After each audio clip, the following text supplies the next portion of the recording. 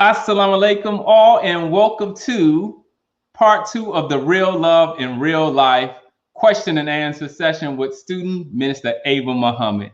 I pray and hope that everybody's as excited as I am for this presentation. And if you did not get the chance to see the last one, make sure that you check out her website, ministerava.com. So we're not going to belabor this. We would like to thank all of those who are joining us in the virtual space. And of course, we'd like to thank Sister LaShawn, who will be doing the signing of the questions, as well as Sister Kim Muhammad, Sister Donna Muhammad, who will be assisting with filling the questions. But of course, I know many of you like and may appreciate our presence here, but you're really not here for us, and that's fine.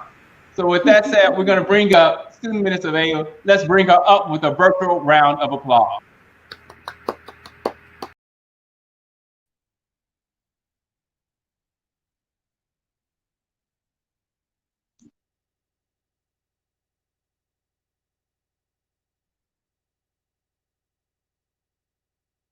Assalamu alaikum, everyone.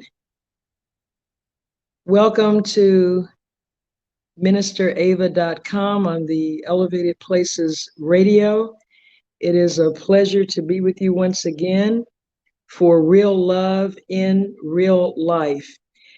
Tonight, I'm going to make a commitment to make the answers to your questions as brief as possible so that we can get more questions in. I do want to say this before we get started very quickly, and I'm going back to the book Real Love. I want to return to the opening definition I gave of real love so that we can be on the same page in terms of our understanding of what we're talking about on this program. Real love is the ultimate communication between two people who unite to form one being, even while each keeps his or her own unique identity and acceptance of self. In order to achieve this state, a couple must master communication in every sphere: sexual, emotional, mental, and spiritual. Such a relationship grows in power. The mutual attraction never fades because the two people constantly renew one another. At its deepest level, real love is the recognition of God in one another. It goes beyond the physical, beyond the ego, and it moves into the very essence of the other person, which is the Spirit of God. And so with that idea in mind, we're ready to move forward with real love in real life. And I can't thank you all enough for taking time to be with us this evening. And a special thanks to Brother Troy, Sister Donna, Sister Kim, and Sister LaShawn for making this possible. I just want to thank you all for joining us once again. Please make sure that you like and share, let everyone know that we're on, and to join us so that we can get your questions in. I know many of you who saw the promo are probably really excited about hearing the answers and responses to some of those questions. And inshallah, we will get through those. But we're also going to be looking for the questions that you are sending via the website, the Facebook, as well as YouTube. So please make sure you like, share, and we'll look forward to your questions. I am going to go through my list of magical questions, and I am going to choose this one. And this question is from my brother, but let's be clear, this was not me, but we're going to start with that one first. So, Student Ms. Ava, why are sisters still reluctant to choose the option of working to contribute to something to the household to secure the best interests of the family until we figure out the best way forward? And just a little context of this question, the brother was sharing that he understands the responsibility of the brothers and that the men are the maintainers. But he said dealing with the current reality of with COVID and that many have lost their job, that should some other consideration be taken into consideration. Yes, assalamu alaikum, and I thank the questioner for that submission, because right now all of our marriages are under severe trial because of external as well as internal circumstances.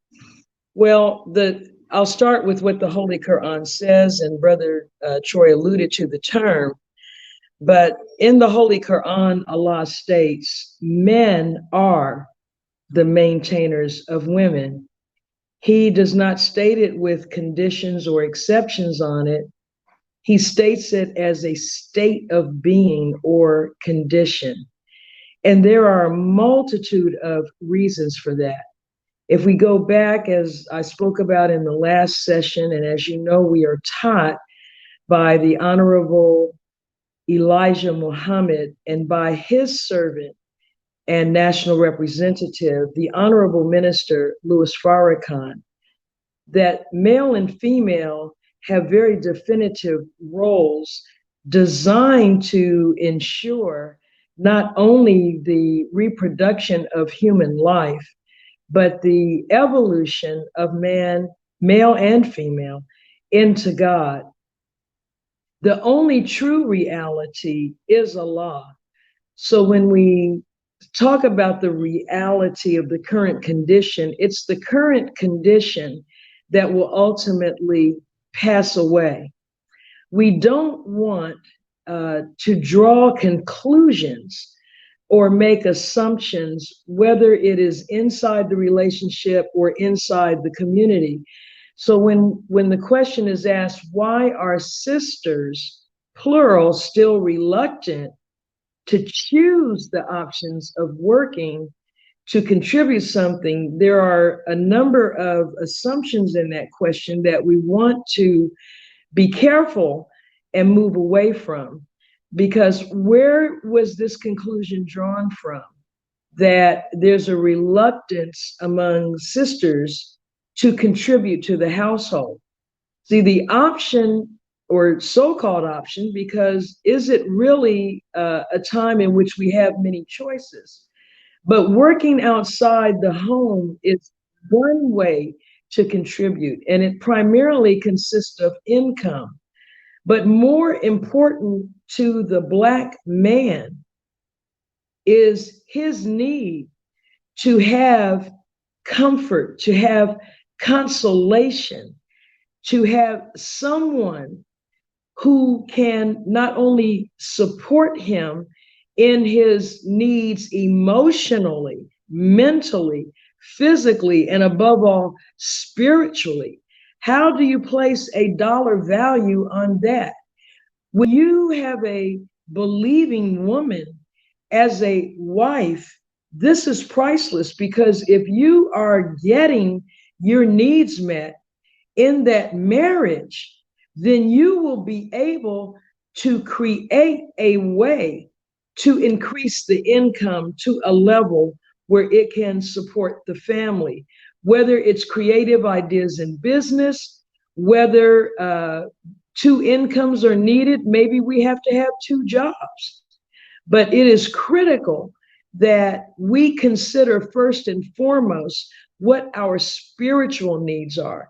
And the Honorable Minister Louis Farrakhan, in giving us the teachings of the Honorable Elijah Muhammad, has stated to us in self-improvement, the basis for community development, that the problem in our relationships is that we go to the secondary source for our needs and we bypass the primary source. The primary source is Allah. And when we meet our duty to Allah, then the onus is on Him to supply our needs. So let's just make sure in our self-assessments and in our assessment of our spouse that we are giving sufficient consideration to what our true needs are, that the secondary things we need to do in order to meet the financial obligations required to support a family will automatically take place once we zero in on that primary source, which is Allah. Thank you, Minister Ava. And once again, want to encourage our viewers to make sure that you're liking, sharing, and make sure that you allow everyone to know that this program is live and they have the opportunity in real time to ask Student Minister Ava questions about, and particularly male-female relationships. But all of us should have this book. And we're going to talk a little bit about this later on. I got my copy. I got more than one copy, but this is my old one. But you should all get the book. Of course, you can go to Minister Ava Muhammad for that. And with that said, I'm going to drop off, and we have my illustrious sister, Sister Donna Muhammad from Memphis, Tennessee, who's going to ask the next question. Assalamu alaikum. I'm already enjoying this program. Thank you, Minister Ava. And the question that I'm going to go into now surround courtship, since that's the foundation and the basis on which we go. And the first question regarding courtship is, do we have to ask permission to go into courtship? And then the question was asked, especially if we ourselves are a laborer, a student minister or student captor, and a member of the executive council is what they wanted to know. That's question number one. Oh, yes, ma'am. All right. You know, the Nation of Islam, this is on my mind because it was brought to me recently. Someone raised the question about us being a cult. We are not a cult. And one of the things we don't do is tell people who they should marry. The process of courtship that came from the teachings of the Honorable Elijah Muhammad is the faith community's service to its members. The courtship process is designed to facilitate assisting us in making the best decision possible. Now, at all times, the restrictive laws must be observed in a courtship. If you are a registered Muslim, you are expected to comply with our restrictive laws. And of course, the courtship, in all honesty, is primarily for the protection of the female, the woman in the courtship. Because an open courtship, which is known to the faith community, which is supervised, protects her reputation, particularly if the courtship does not ultimately result in marriage. But no, you don't have to ask permission to go into courtship. However, you have to observe the restrictive and comply with the restrictive laws of Islam. And frankly, I would recommend that to all of us, no matter what our age, no matter whether we've been in a marriage before. We want to take advantage of what Allah has given us through the Honorable Elijah Muhammad and the Honorable Minister Louis Farrakhan to maximize our chances at happiness and fulfillment. Thank you. It's an excellent question. Thank you, Minister Ava. I just want to, for our audience that may not be registered citizens of the Nation of Islam, I just want to throw in a question and want to address that. Can you talk real briefly about, well, what is this? What is courtship? What is that for those who may not know? Yes, sir. Well, you know, the word court in courtship comes from the same meaning of court in the judicial system, where trials are conducted to resolve issues or questions between parties. It is a search for the truth. And so that's what a courtship is. It is when two people come together and desire to interact in contemplation of marriage. In the Nation of Islam, we discourage and we don't do what is called, quote, date. In other words, where we're constantly interacting and moving from one person to another just to, quote, go out and have a good time. At this stage of our development as a civilization, it is critical that we uphold respect for one another, because that view of one another is going to follow through into the marriage.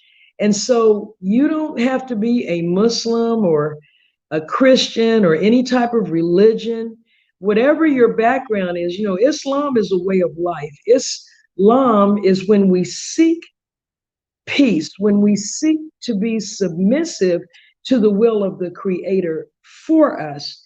And in order to protect the society, we don't want to have fornication, adultery, loose behavior, which we all know is a fact, results not only in arguments, hostility, suspicion, and mistrust, but has led on countless occasions to murder, not to mention the impact on the offspring of a sexual union between two people when it happens without thought or planning.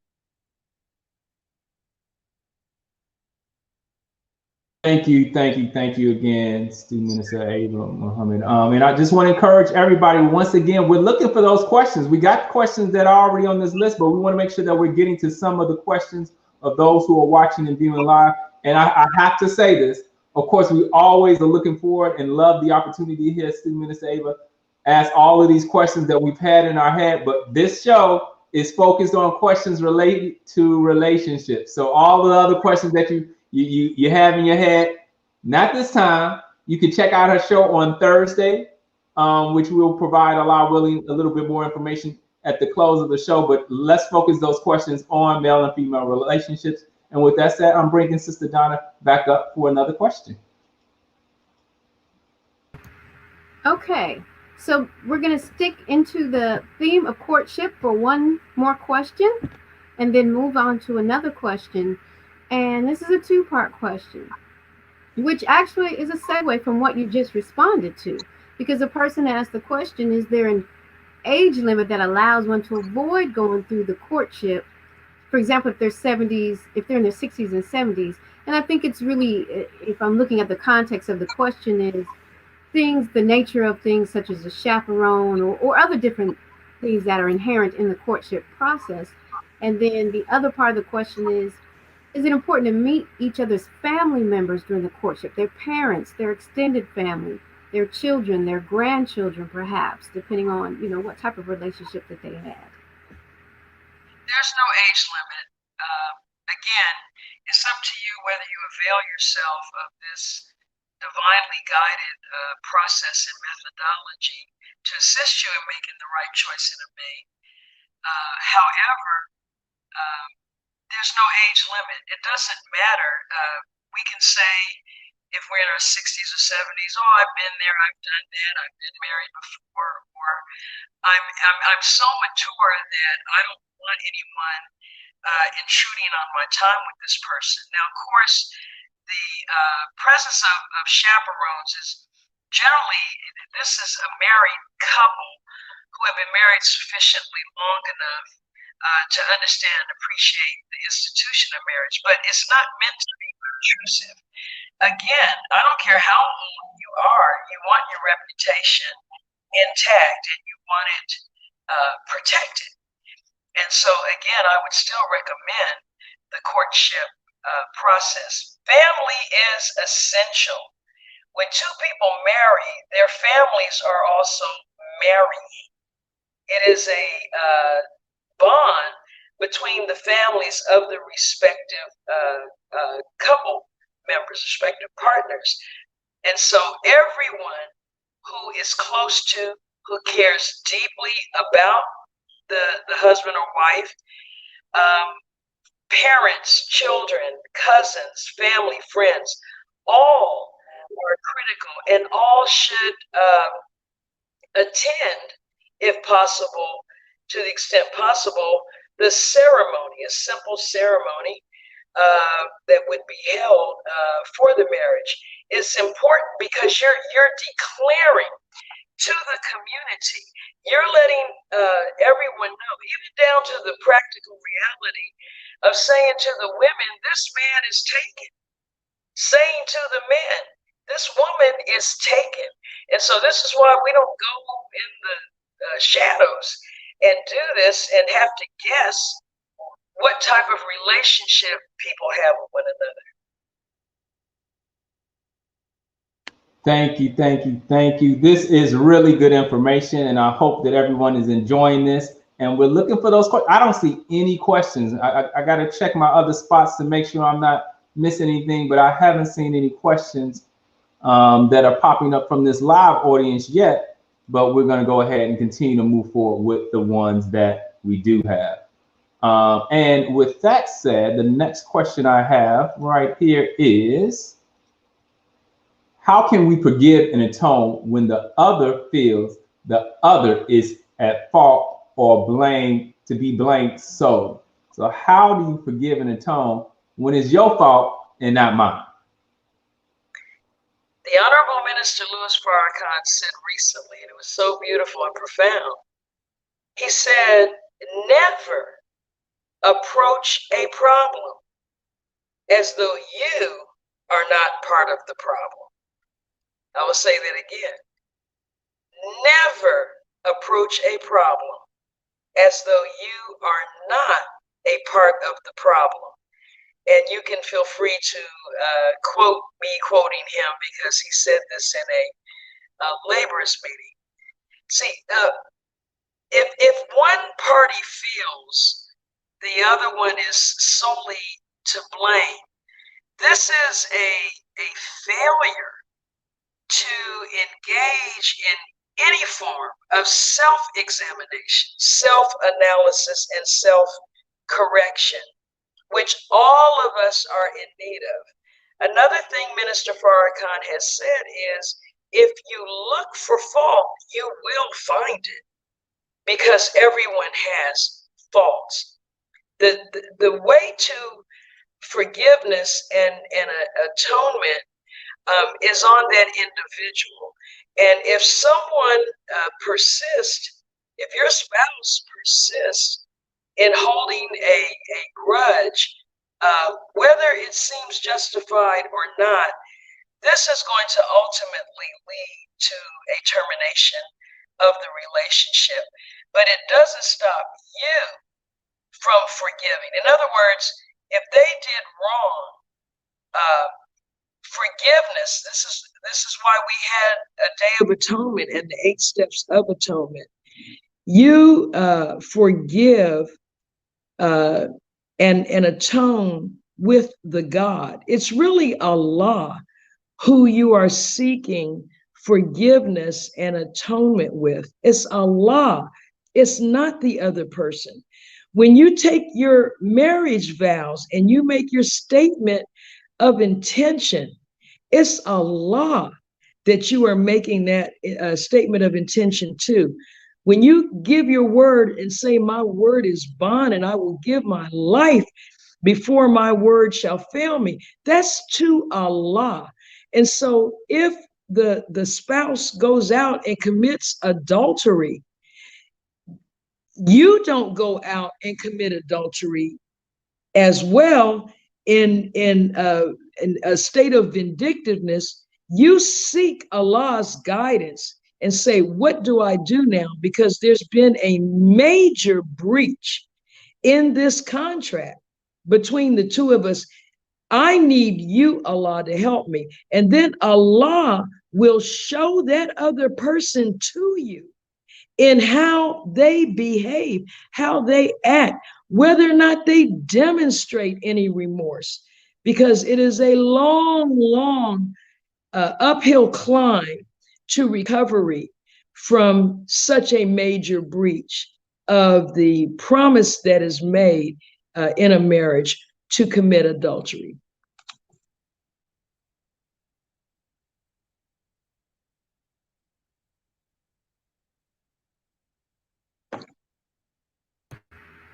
Okay. So we may have had some technical difficulties with Brother Troy, and we're going to continue because we know in this hour with all the institutions breaking down from the post office to everywhere else, the internet is experiencing the same. So we're going to continue on in our questions, and we're going to get into some really deep rooted feelings and within some of the issues that we're dealing with in our communities, and one which you discussed in the promo, which was for this show, which was how do we as women rise above emotion in regards to the domestic life of Allah's servants as it relates to our own husbands and marriages. And the sister further asked, do you think this aspect of those servants' lives subconsciously give our men license to do so? And why would Allah make us the sole object and desire of that man if we would later have to share him with somebody else? So you can feel some of the pain and other things inside that question. Yes, ma'am. It's key to understand the domestic life. I heard the word Allah's servant, God's servant.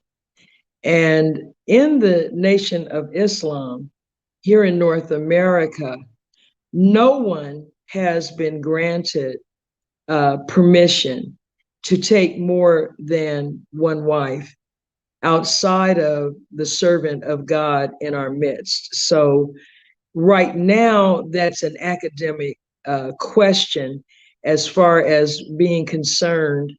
How do we cope with that? It takes a specially made man, and then it takes especially made woman and women to be part of the domestic life of a servant of God. God has his intention and purpose in doing that, because if you look at the sun and the 9 planets that rotate around it and are part of the solar system, those planets manifest the sun's different facets of its ability to give and sustain life. And so out of all of these 9 planets in our particular solar system, there are different life forms that contribute to the existence and the evolution of our universe. It is perfectly natural for all of us to desire to be the sole object of our husband's love and affection. And remember, in the very beginning, when it was the self-created God, it was one woman. He created one woman from himself. And the Holy Quran said many came from those 2, not domestic lives. Islam responds to prevailing conditions. In a people, as it was at the time of the revelation of the Holy Quran to Muhammad ibn Abdullah, the male population was decimated because of continuing wars. And there were many widows, there were many orphans who were in need of protection. And this is a problem that Allah provided a solution to through the permission of men of means. That's very important. Men of means to take wives, not girlfriends. And so when a man took on the responsibility of a second wife or more, each wife had to be provided on a level as though she were the only one. In other words, her own home, sustenance, financial support sufficient for her, and if there were children, for those children. And so here in North America, in white America, which is an adulterous society, a society where, yes, the Black male population has been fairly decimated by homicides, the killing of our men. However, at this stage of development, our men are not overall prepared to take on the emotional, spiritual, or financial responsibility of more than one wife. Satan has caused a role reversal between the Black man and the Black woman. He has a system where now Black women, for the most part, earn more income. And there has been a unraveling, as Minister Farrakhan taught on the unraveling of a great nation. At the root of that, across all races and demographics, there has been the destruction of the institution of marriage. And so you have a generation now of young people who don't even see the purpose of getting married, let alone do they have the level of commitment that's needed to stay in a marriage when the inevitable problems come up. Now, the question about, do some men feel that because the servant of God takes wives by Allah's order and permission, that they should be able to do the same? Yes, for the most part, that is true. Because a man has to be highly spiritual, developed, not to have feelings of jealousy and possibly envy for what he perceives the servant of God to have, because all that is apparent is not real. Sometimes things look desirable to you on the outside, but if you were called upon to make the commitment required of the one that's on the inside of that, perhaps that would lessen your desire. All praises are due to Allah. Thank you, thank you, thank you, thank you, thank you. I know that I'm enjoying this, and if you're not enjoying this, I don't know. You must be asleep. You can't hear, and even if you can't hear, you should be able to check out. Appears we're having some technical difficulty. Excited. I want to encourage you all to make a donation to support. If you're enjoying this program and you look forward to more programming like this, go ahead and make a donation at PayPal at paypal.me/Minister Ava. Or if you use PayPal regularly, you can just go to Minister Ava and make a donation. I want to jump briefly to one of the questions that I saw that is actually from one of our viewers, and that is, okay. So I'm going to ask Sister Donna to reach out to Minister Ava because she just dropped off, and inshallah we can get her back on. But I'm going to fill time while we're doing that. So with that said, I want to go ahead and encourage you once again to support this program and further programs. And if you notice, it says Elevated Places Network, and there she is right there to save the day. My apologies. And I will say this because this is real talk. Brother Choi and I and the team are working so that I can have the proper internet connection and location that I need to make sure that we minimize the interruptions. Yes, ma'am. Praise. My apologies. Mm-hmm. So I'm going to go ahead and jump to one of the questions that I saw pop up on the internet, and that's not the one that I was looking for. The first one was, I'm sorry, there it is right there. No, that wasn't it either. I wanted to get the first one so I don't miss them. Okay. What should we do if we're already in a relationship with someone who is a good person, but who I may not feel is the right person for me? Well, this is a discussion, a mental and emotional and spiritual discussion you're going to have with yourself first, because in the process of self-examination that we are being given in our course from Minister Louis Farrakhan, you have to speak with yourself and probe your deeper processes.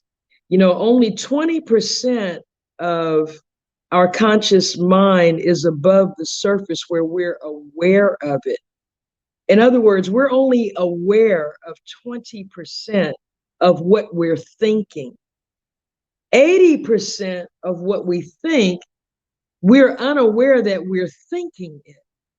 And we have to undergo a process where the conscious mind says, I'm going to pray, I'm going to meditate, and I'm going to with Allah's help, take this journey down into my deeper self and find out what is it that's moving me to feel like I feel. Because when you say it's a good person, that's number one. What does that mean? What does that mean to you when you say someone is a good person? Secondly, you have to ask yourself, what is right or not right? You can only answer that if you give yourself an honest list of what is your criterion. What are your prerequisites for what the right person is for you? And it's not an invalid position in the sense that there is no right or wrong person, but there are people that are not right for one another. That term chemistry is real, is significant. We've all met people in life that we had an instant attraction to. And I don't even mean just now male, female. I mean the friends that we have. We've had teachers. I like this teacher. I don't like that one. I don't know what it is. I just don't like him. I don't know what it is. I just don't like her. There is such a thing as chemistry not matching.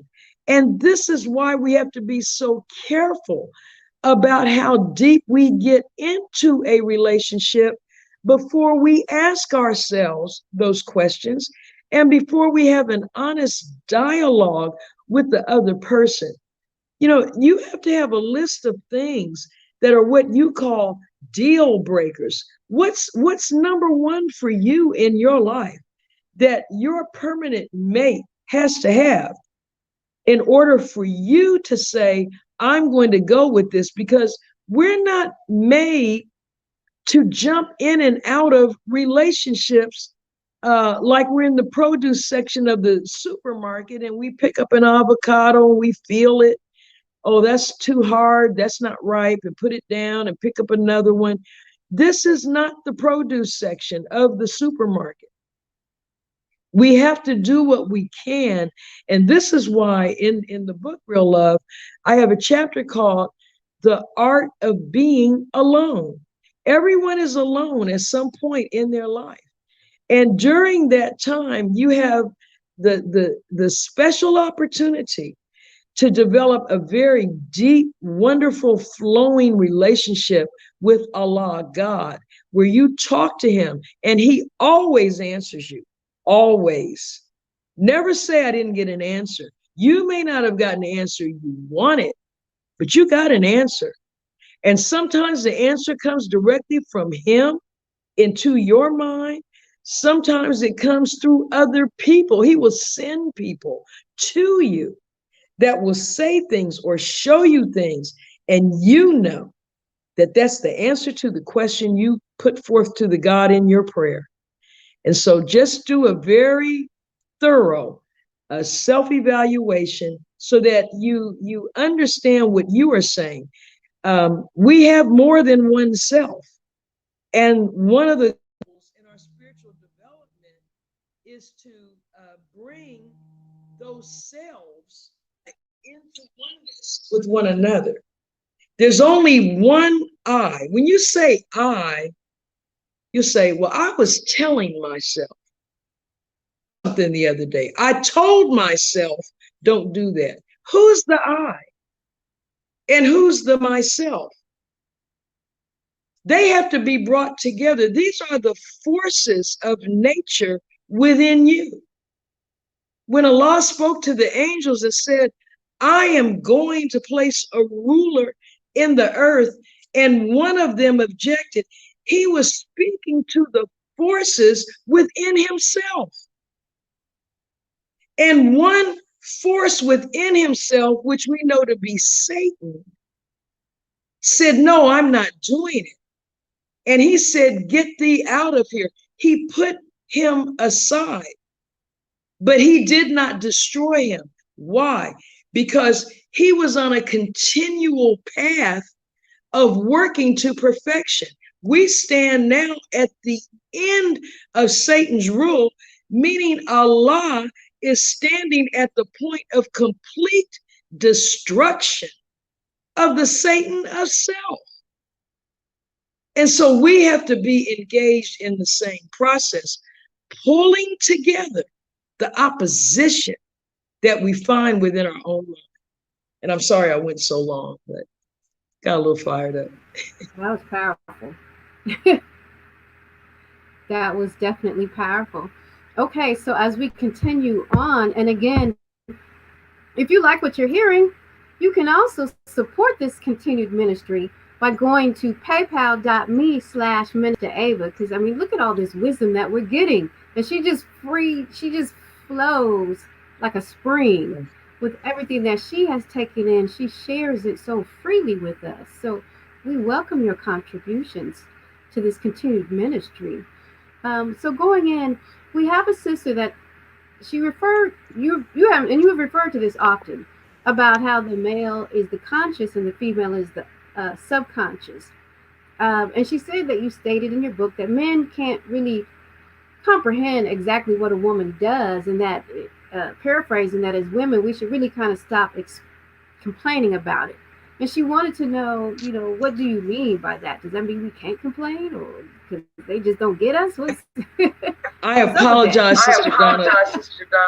The last part of your question, the audio went down, and it's probably on my end. Okay, well, she basically was talking about the male and female being conscious and subconscious, and that a male doesn't really comprehend what a woman does, and that really we should just kind of stop complaining. And she wanted to expound on it because, what we can't say nothing. We just Yes, ma'am. Well, here's the thing now, that we have to start with this on a scientific level. When we talk about male and female, we're talking about the plus and the minus, the active and the inactive. And understand that male and female both came out of a single being, which is the self-created God. And so the reason I made that statement is because the conscious level is the active, moving, aware level. The subconscious is beneath the surface, and the subconscious is where all of our memories are stored. You notice how women tend to remember everything that ever happened in the relationship long after the husband has moved on to the next thing. That's just a small manifestation of conscious and subconscious, but it's not that one is better than the other. We are required to seek to make sure Allah is in our lives and that He is guiding us both in the conscious and subconscious realm.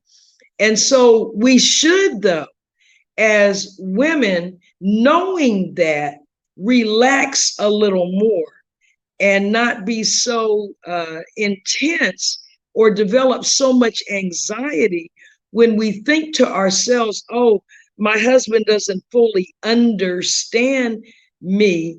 It's that as a man, he is occupied with the proactive, the moving through the universe, the sun moving on to its destination. And so that's what I meant by that we should be aware on both sides of how each of us operates genetically and in our God-given role. That'll give us a better understanding of each other and why we do the things we do. Praise due to Allah. Thank you so much, Minister Ava. Time is just flying. I think we're going to leave all of the questions that you were mentioned in the promo. I think we got through all of our. I'll look for Sister Donna to make sure that I didn't forget any. But I'm going to jump to a question for one of our online viewers. And that question is, what is the process if one partner or choice of mate is not a registered citizen of the Nation of Islam? Yes. Well, first of all, I would want to think that if I'm registered in the Nation of Islam and I have respect for and a desire to follow that courtship process, that's going to be the first test of a possible relationship. And that is the willingness of the partner to undergo the same process. See, in other words, the process is the same. The process of courtship is the same. The rules of courtship are not relaxed or adjusted because someone's not registered. Remember, all 40 to 60 million descendants of slaves in America are members of the Lost Foundation of Islam in the West. And so while if you are not registered, there are certain things you have not agreed or accepted to do, and that's understandable. But if I'm a man and you want to be my wife, then if this is difficult for you, the idea that you will be in a supervised relationship, supervised in the sense that when you go out for dinner, or if you want to go to the theater or anything of that nature, that you would be accompanied by someone. If that's objectionable to that other person, that really should raise your antenna to some degree, because at that point, I should be willing to do what's reasonable in order to further the relationship. Because at that point, we're just simply dealing with attraction to one another. And so that process also serves to vet and filter out people that if something that I consider to be fairly simple as a member of the Nation of Islam, they don't, that right there portends of more serious problems as you go further.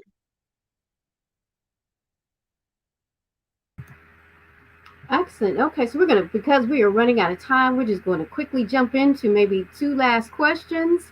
And then we have a nice little announcement at the end. Okay, so this question is from a sister. She wanted to know if she's been a homemaker, she's taking care of everything, she's been reliant, dependent on her husband, she's letting him maintain everything. But how does she find personal fulfillment while the husband has been fulfilling his own career for many years? And, is she justified in feeling kind of resentful? And if so, how do you get over that? How do you deal with that? Well, again, you first have to confer with yourself. Now, what is it exactly that you are experiencing right now? Let's go back to the beginning of the marriage, and I'm seeing the term many, which is a lot of years. What was going on during those years? Were you exclusively a homemaker by choice? Because remember, we're taught how to act at home and abroad. The home is a woman's base. It is not exclusively her place. So if there has been deprivation of the ability to do more, even though homemaking is divine and it's quite fulfilling, it's certainly not by any measure the only thing that women are born to do. And the question becomes, what discussions have taken place between you and your husband?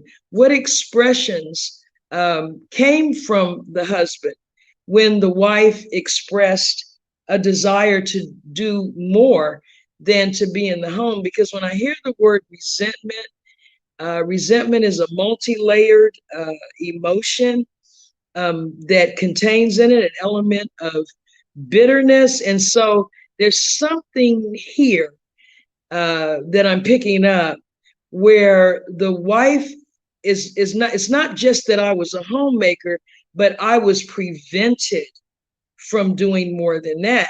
And then when I say, well, he was off fulfilling his career, now I'm sensing that the wife is not included in any way in what is going on in the career of the husband.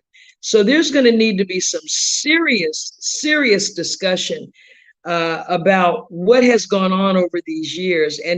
And beloved, if you've been, and it sounds like you've been holding back feelings that, and resentment tends to be that way. It's quiet, it's secret, and it's a feeling that's negative, and you don't believe you can do anything about it. Now is the time. It's never too late to fix a problem, but it begins with being honest.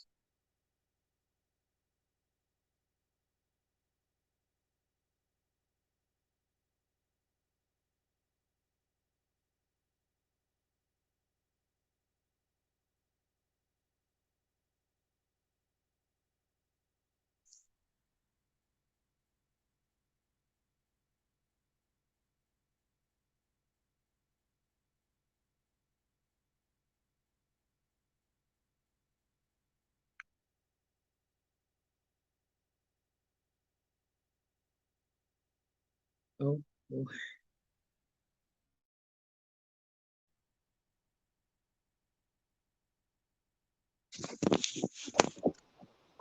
Like I guess we're having a few. Am I I'm back? having a few technical issues.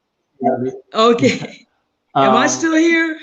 So you're still here. I just wasn't Okay. apparently. So time is ticking really quickly. We are not going to be able to answer all of these questions, but that just gives us something to do, inshallah. And we'll, inshallah, maybe I can sneak in a few questions before the next show, or we just gonna have to. I know everybody's looking forward to the next show. I'm going to bring up Sister Donna because I think she has a few announcements. But before that, I want to once again encourage you all. If you liked what you heard today and you believe that it's beneficial, first and foremost, make sure that you share it with those who did not have an opportunity to hear. And the other thing is support Student Minister Ava and the Elevated Places Network. And so, yeah, we're working on this, not just being something where we answer these types of questions, but that you have an opportunity to ask questions of individuals on different topics, to ask her questions about different things. And all of the programming will be programming that she's taken a look at and she thinks or she believes is worthy to be shared with the public. So with that said, I'm going to bring up Sister Donna, and then we'll have Student Minister Ava close out with some words. Okay, this has been a phenomenal program, and we can't even begin to tell you how many questions are actually left from the previous show, as well as what you have begun to experience in the YouTube chat. Her words stimulate more questions, but I encourage us in the meantime to visit www.ministerava.com and purchase Real Love. Purchase A New Way of Life. Study the book. Apply the book. There's also another wonderful publication called Directing Your Will, with thoughts and words to get your life in order. So not only does she deliver these valuable jewels with us verbally on this platform, but she has written numerous books, has done numerous lectures, and there is another book coming soon that we'll announce. So the special announcement that we have before we close out is this. There is a limited number left of print versions of Real Love and New Way of Life. And so 10 minutes after this program closes, that will be available for a limited window of time today. And once those are sold, that's all of the print books available at this time. So I encourage you to quickly move over into the shop if you're watching this from the site. And if you're on the YouTube channel, hop on over to www.ministerava.com and give your donation to support this program. PayPal.me/ministerava. Assalamu alaikum.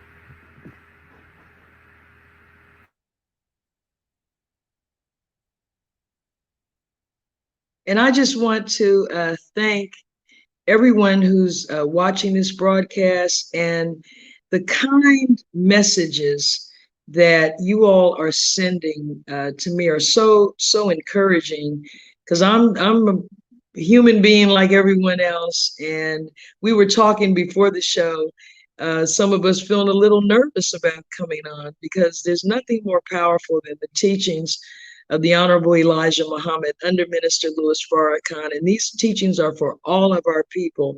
And we really need the restoration of the Black family, which means the restoration of the love between the Black man and the Black woman. So I thank each and every one of you, and the wonderful comments, the questions, the help, and the donations, and supporting the ebooks and the hard books, everything you're doing.